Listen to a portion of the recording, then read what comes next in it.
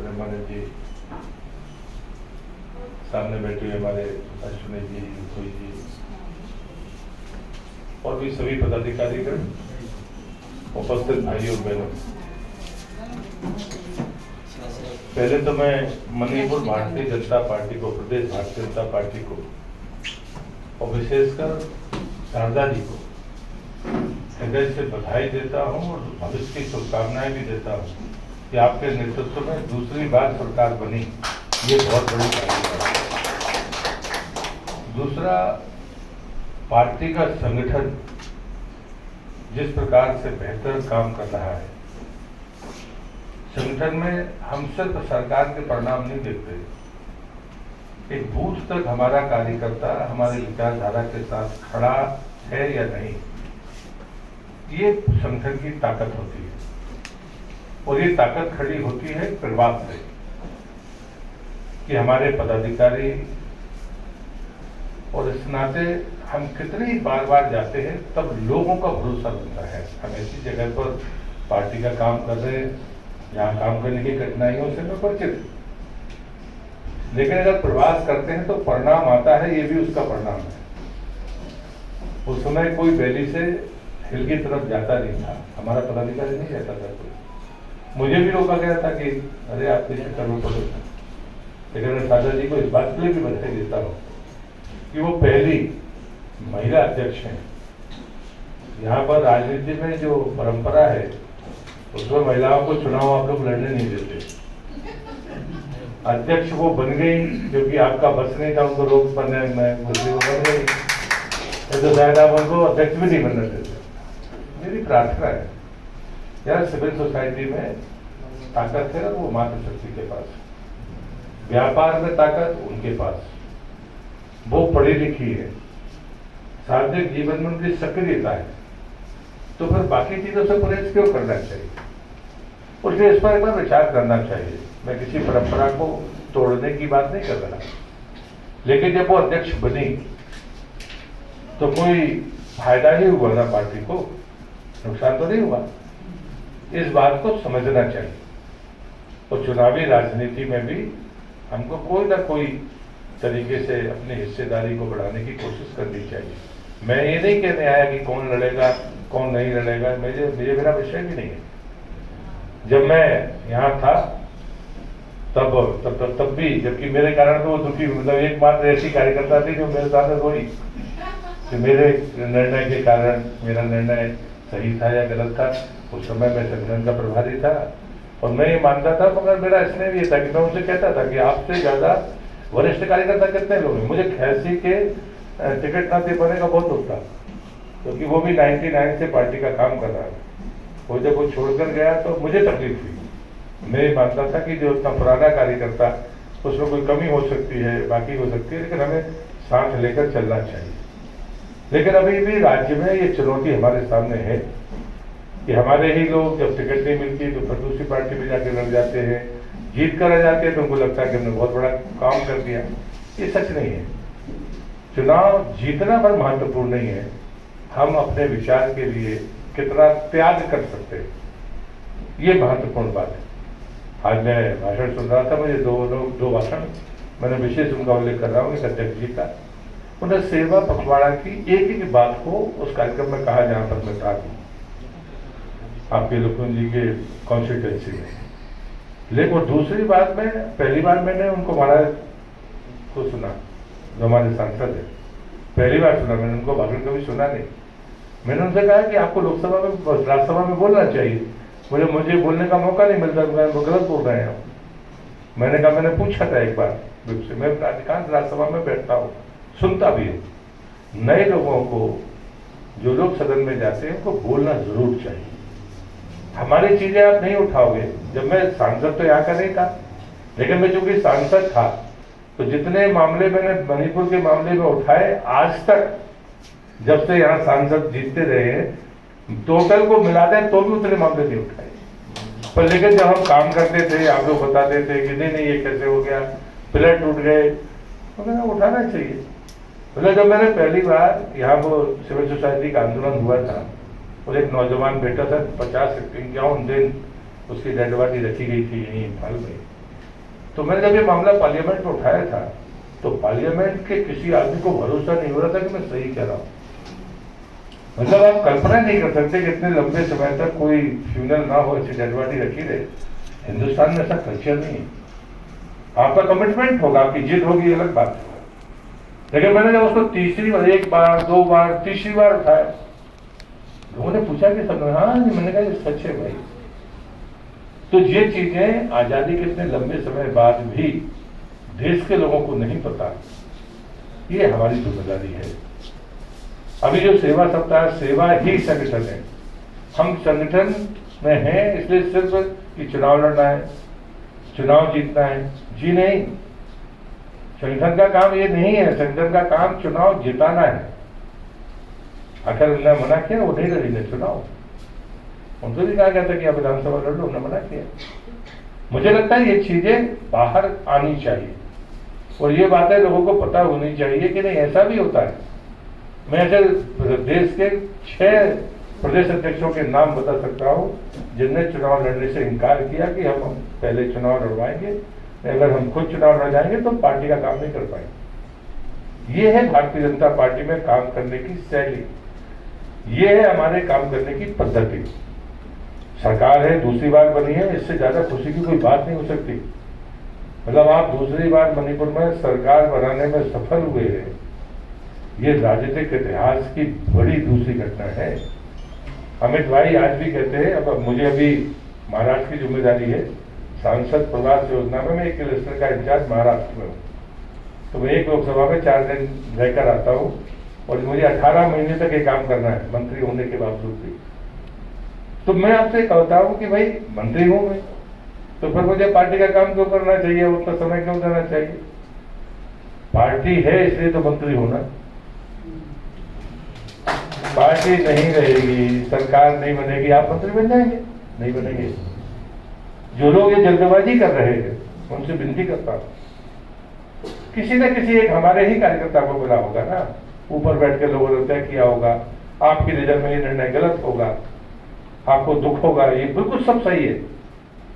लेकिन पार्टी की सरकार अगर नहीं बनती तो क्या कोई मंत्री बन सकता? तो जरूरत क्या है? पार्टी का काम बढ़े, पार्टी मजबूत हो, किसी के जिसके भाग्य का होगा उसको मिलेगा।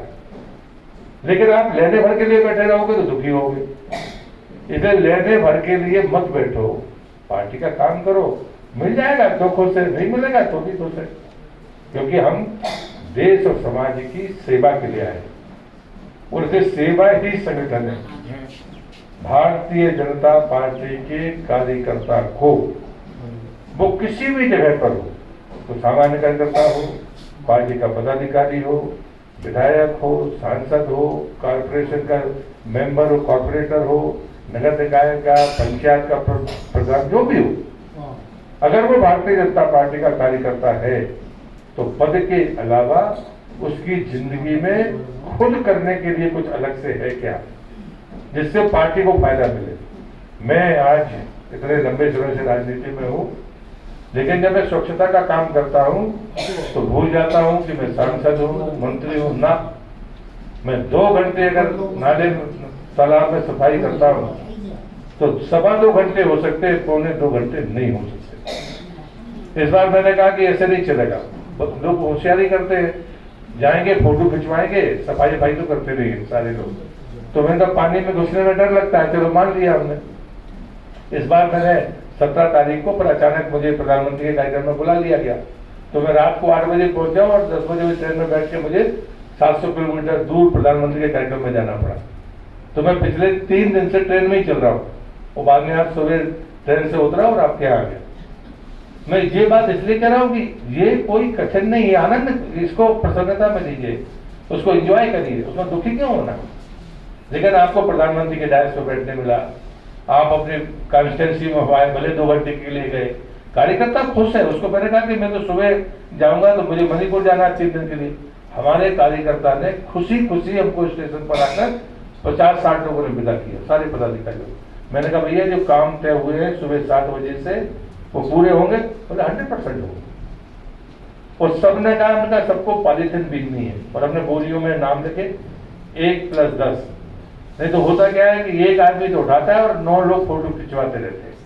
मैंने कहा जो पॉलीथिन उठाएगा इस बोरी को उसी का नाम होगा, बाकी नाम मत लिखना। आपको आश्चर्य होगा 2 घंटे में 19 क्विंटल पॉलीथिन इकट्ठी हुई और तोल के नगर पालिका के पास सीएमओ को लेना पड़ा। तो मुझे लगता है कि 10 तरीके हो सकते हैं, यहां में ये काम देखता नहीं।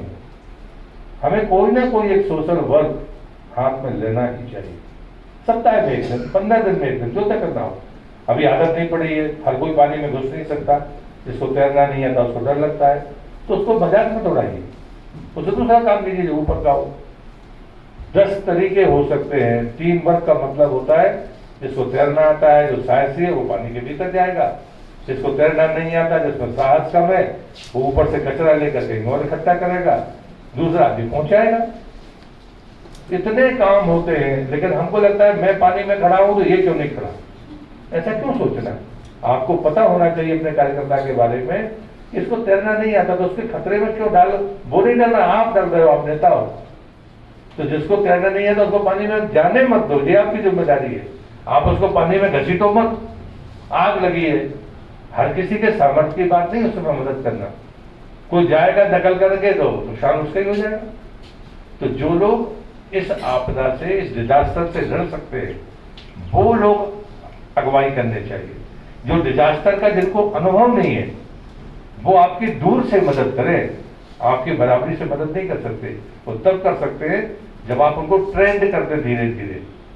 तो इसकी हिम्मत बढ़ाइए, हिम्मत नहीं है थोड़ा हिम्मत दीजिए, बाकी चीजें नहीं आती तो उससे खाइए। ये प्रक्रिया चलती रहनी चाहिए और इसी का नाम प्रशिक्षण है। और ये चीजें जब आप जाते हो गांव में तो आपको 10 चीजें दिखती है।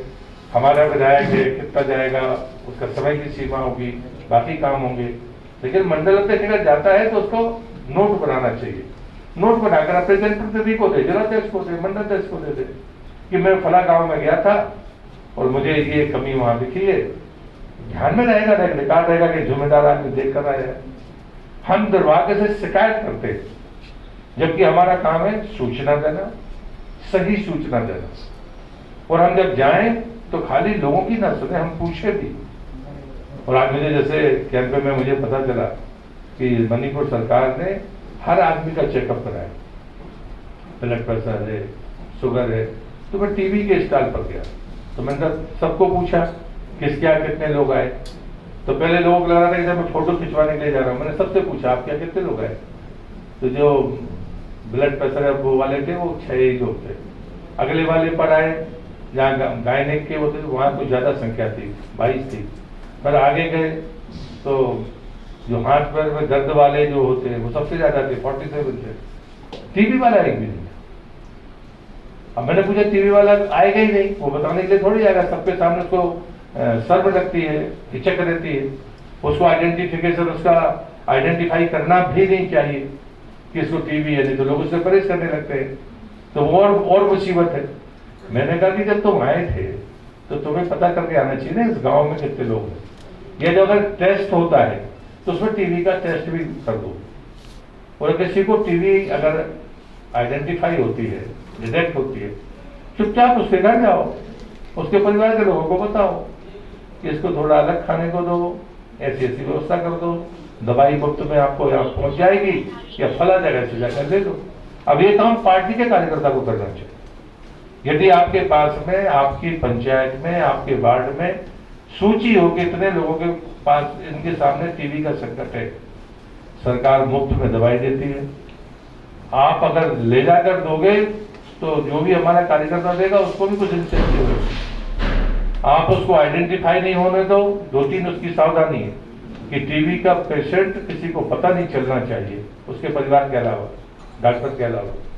वो सावधानी हमको रखनी चाहिए कि उसके सम्मान का सवाल है, उस परिवार की प्रतिष्ठा का सवाल है। लेकिन वो रोग मुक्त हो सकता है, उसके लिए मुफ्त में दवाई आपको किट मिल सकती है। हर महीने एक ही शुभ काम करो कि ये 5 परिवार मेरी जानकारी में, 5 को दवाई में पहुंचाऊंगा। क्या करा जाएगा? जिंदगी भर वो परिवार आपके साथ रहेगा, मैं दावे से कहता हूँ। कहीं ना कहीं वो चीजें, ऐसी छोटी छोटी चीजें हैं जो हम सोचते नहीं। मैंने कहा ना आपसे कि हमें कार्यकर्ता होने के नाते अलग से क्या करते हैं, ये कहीं दिमाग में होना चाहिए। मैं सुरक्षा से उसका स्वच्छता का आदी हूँ और नशे का विरोधी हूँ। मैं दो काम जीवन में इसलिए करता हूँ, उस मामले में कोई समझौता नहीं करता। नशे के खिलाफ बोलूंगा, कितने ताकतवर आदमी हो, नशे से कोई पीड़ित है तो उसकी कैंप में उसको चुपचाप ले जाके उसको जितनी मदद कर सकता हूं वो करना। स्वच्छता के लिए किसी भी सीमा तक जाना, कोई उस समय कोई ध्यान नहीं होता कि हम पदाधिकारी हैं, जना एक फालतू बात है। हम जब करेंगे तब लोगों की हिम्मत बढ़ेगी। लोगों ने स्वच्छता और सेवा का काम हल्के दर्जे का मान लिया, सबसे बड़ा काम है, और ये प्रधानमंत्री ने साबित कर दिया। और इसलिए प्रधानमंत्री के जन्मदिन पर रिकॉर्ड बना, 87,000 लोगों ने ब्लड डोनेशन किया। तो ये चीजें पहले कभी भी हो सकती थी, लेकिन नहीं हुई। मैं डायरेक्टर जनरल था नेहरू वक्त केंद्र का 1999 में, तो उस समय तो ये टीवी चैनल्स होते नहीं थे, तो दूरदर्शन को विज्ञापन निकालना पड़ा, कारगिल के युद्ध के बाद की बात। और मैं डीजी एलवाई केस था, तो हमारे जो यूथ क्लब थे, मैंने ऑन टेस्ट, अब वो पढ़े लिखे नहीं होते हैं, उसमें 7वीं 8वीं पास बच्चे होते हैं, लेकिन नौजवान होते हैं, स्वस्थ होते हैं। तो मैंने कहा कि एक यूथ क्लब से कुल 5 लोग ब्लड डोनेट करेंगे पूरे देश में। और आपको आश्चर्य होगा कि सरकार को विज्ञापन देके मना करना पड़ा था कि ब्लड डोनेशन बंद करिए, इतना ब्लड मिल गया था। तो चीजें हो सकती हैं, और इसलिए मुझे लगता है कि बहुत अच्छे दौर में आपको पार्टी का काम करने का मौका मिला है। लेकिन पार्टी की ऊंचाई कभी खत्म नहीं हुई, जो बढ़ती जानी चाहिए।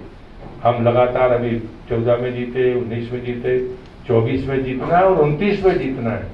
मणिपुर में आप एक बार जीते, अमित भाई ने भी कहा था, इसको कहकर मैं अपनी बात खत्म करता हूँ। मैं भी सामने बैठा था, हम सब मंत्री बैठे थे, सबकी ड्यूटी लगी है, हमारी भी लगी है सांसद प्रवास योजना में।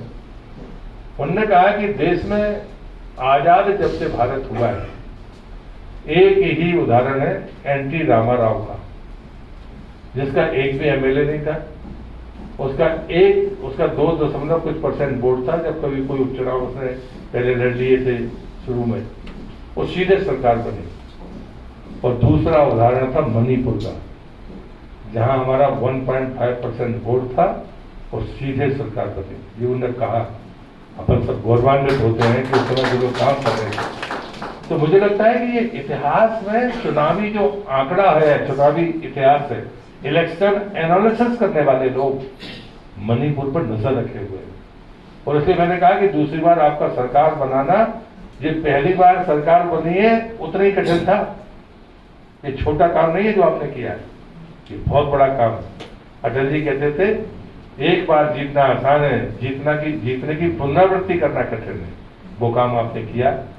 मैं यहाँ पर बैठी हुई पूरी भारतीय जनता पार्टी की टीम का, जिसमें बहुत पुराने लोग भी, उस समय जब मैं प्रभारी था तब सब काम करते थे, नए लोग भी होंगे, मैं सबको हृदय से शुभकामनाएं और बधाई देता हूँ।